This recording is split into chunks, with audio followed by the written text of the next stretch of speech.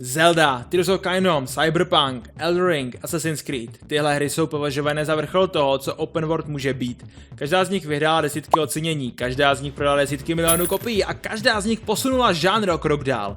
A každá z nich bude od listopadu 2026 vypadat trochu jinak.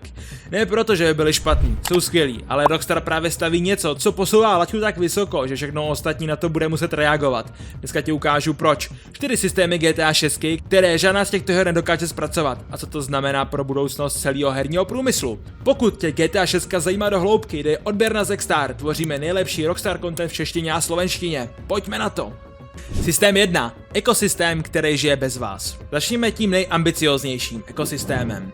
Zelda Tears of Kingdom má úžasnou fyziku, můžete si říct cokoliv, spojit to s čímkoliv a výsledek dává smysl, ale svět Zelda taky nežije. Draci létají po předaných trasách, monstra čekají na místech, kde jsou. Nic se neděje samo od sebe, GTA 6 má něco fundamentálně jiného. Red Dead 2, základ, na kterým GTA 6 staví, obsahoval 200 druhů zvířat a tato zvířata nebyla pouze kulisa, dynamicky mezi sebou interagovala. Orly lovily hady přímo před vašima očima, predátoři stopovali kořist napříč krajinou, vačice přestírali smrt, i když byli ohrožený. GTA 6 přenáší tuhle filozofii do floridského prostředí a Florida je ideální kulisa. Aligátoři vládnou bažinám Grass Rivers. V traileru jich vidíme 5, jak se vyřívají v mokřadech a také, a to je klíčový, v bazénech rodinného domu. V obchodě, odkud lidi utíkají. Tohle není vtip, ne, ve Floridě to skutečně žije. Podle Florida Fish and Wildlife Conservation Commission se aligátoři běžně dostávají do obydlených oblastí během období páření nebo sucha. Pokud Rockstar simuluje migrační vzorce zvířat a trailery naznačují, že jo, znamená to, že se svět mění i bez vás. Odejdete, vrátíte se a situace bude jiná. Ne proto, že se spustil nějaký random script, ale proto, že svět funguje dál. Žádná Zelda, žádný Cyberpunk, žádný Assassin's Creed. Tohle prostě nedělá žádná z těchto her. GTA 6 bude první open world hra, kde ekosystém skutečně existuje. Teď si jenom představte, že prostě to vypnete. Vy přijdete druhý den a třeba se tam prožene nějaký tornádo. Jako, to bude fakt hustý. Systém 2. Počasí, které mění celou hru. Druhý systém je počasí. A tady se GTA 6 odlišuje od úplně každé jiné hry. Cyberpunk 2077 má nádherný počasí. Noční město v dešti vypadá jako jeden velký neonový obraz, ale to počasí je pouze vizuál, nic jiného. Prší a se vypadá jinak, to je celý. GTA 6 pracuje s počasím jako znací silou celého světa. Rockstar má patent, konkrétně patent, který má takovej, blbej název, který tady prostě nebudu číst, i když si z toho asi moc nevezmete, ten patent si klidně můžete asi někde na netu prostě projít, ale stejně to bude anglicky a je to asi dost odborný, takže to nebudeme úplně řešit a prožívat, takže vám to tady prostě shrnu. Prostě tenhle patent popisuje, jak NPCčka reagují na počasí, dopravu a nebezpečné podmínky. NPCčka se vyhýbají nebezpečným silnicím, zpomalují v mlze, přesměrovávají trasy během bouří. To znamená, když GTAčku začne pršet, tak svět prostě se nepřizpůsobí pouze vizuálně, ale přizpůsobí se systémově.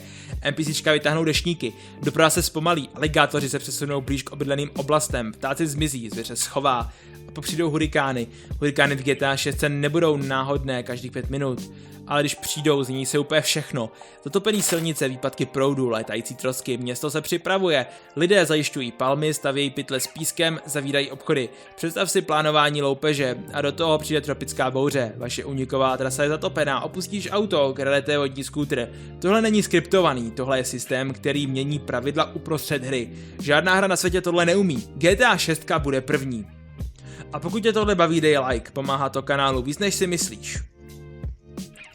Systém 3. Fyzika, která oklame váš mozek. Třetí systém je fyzika a tady chci mluvit o jedné konkrétní věci. Proč většina open world her vypadá skvěle, ale po hodině hraní přestanete věřit světu?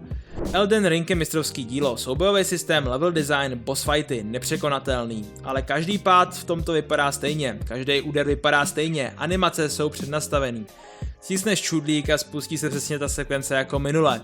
Váš mozek si toho počase všimne a přestanete věřit.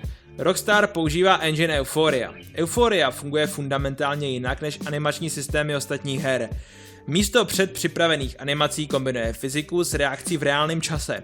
Každý pád je jiný, každý zásah je jiný, záleží na úhlu, rychlosti, povrchu, stovky proměnek v reálném čase. Představte si, že to prostě doslova počítá různé situace na místě a podle toho se stane ta daná věc.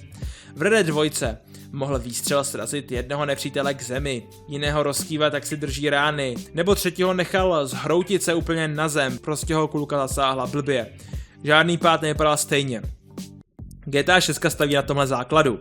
Již v uniklých záběrech vidíme vlasy Lucy, jak přirozeně se houpají při běhu, pohybují se s ní, ne jako blok polygonů přilepený k hlavě. A pak tu jsou fyzikální řetězce, narazíte do NPCčko zakopne o stůl, jídlo letí vzduchem, talíř se rozbije o zem, voda stříká, NPCčko se zvedá a je naštvaný. Tohle se nestalo, protože to někdo naprogramoval. Stalo se to, protože tady bylo 5 fyzikálních systémů a ty se potkali v jeden stejný okamžik. A váš mozek to přijme jako realitu, protože to realitě odpovídá. Pohlcení není o grafice, je to o tom přimět váš mozek, přestat hledat rozpory a Rockstar je v tom nejlepší na světě. Systém 4. Co se stane s herním průmyslem po vydání? A tady je největší otázka. Proč na tom záleží? Záleží na tom, protože GTA 5 to už jednou udělala. Když GTA 5 vyšla v roce 2013, představila to, co open world hra může být. 3 protagonisti, živý město, online mod, který funguje sakra dodnes. A celý průmysl reagoval. Zaklínač 3 v roce 2015 měl hloubku příběhu, Red Dead 2 v roce 2018 ekosystém, Cyberpunk 2077 se pokusil o hustý město a Zelda měla fyziku. Každá z těchto her reagovala na to, co GTA 5 ukázala jako možné. GTA 6 přichází s kombinací, jakou nikdo jiný nemá. Živý ekosystém, jako nikde jinde, počasí jako hnací síla světa, fyzika, která oklame mozek a mapa 2x větší než GTA 5 s hustotou obsahu, která odpovídá. Co to udělá s ostatníma studiema? Ubisoft vydá Assassin's Creed o měsíc dříve, aby se vyhnul přímému srovnání. To se již stalo. Ubisoft posunul vydání svých titulů, aby prostě nekonfliktovali s GTA 6. Vývojáři po celém světě budou muset odpovědět na jednu otázku. Proč by hráč hrál vaši hru, když bude hrát GTA 6? A to je sakra těžká otázka. Úplně si představte, jak si otírají ten pot z čela, protože to je fakt těžká otázka pro každého vývojáře, který nepracuje v Rockstaru. Neznamená to, že ostatní hry budou špatný. Zelda prostě bude Zelda. Elden Ring bude Elden Ring, ale každá má svou identitu. Ale v kategorii otevřeného světa, živej, dýchající, nepředvídatelný, GTA 6 posune laťku tak vysoko, že to bude ta nejlepší hra a ostatní vývojáři budou potřebovat roky, aby to dohnali. Přesně jako GTA 5, jen to tentokrát bude o skok větší. Takže 4 systémy, proč GTA 6 změní. Ekosystém, který přežije bez vás, počasí, který mění svět, fyzika, která oklame mozek a dopad na průmysl, který přijde i hned po vydání. Zelda, Cyberpunk, Elden Ring jsou skvělé hry, to se nezmění. Ale v listopadu 26 se změní měřítko a všichni hráči i vývojáři to pocítí. A teď otázka pro vás. Které hry si myslíte, že to dnes jsou nejvíc? Napište do komentáře Zelda, Cyberpunk nebo něco úplně jiného. Já si všechno projdu a připnu tu nejzajímavější. Daylight, pokud s tím souhlasíš nebo když nesouhlasíš, to je úplně jedno. Obojí mi prostě pomáhá. A dej odběr na Zexstar. Přijdu další videa z GTA 6, Red Dead 3 analýzy, který prostě v češtině jinde nenajdeš. A uvidíme se tady u dalšího videa. Mějte se hezky a taky nezapomeňte jít občas ven, je tam fakt hezky, tak abyste chytli do léta nějakou barvu, než vyjde ta GTA 6. Tak jo, čau čau.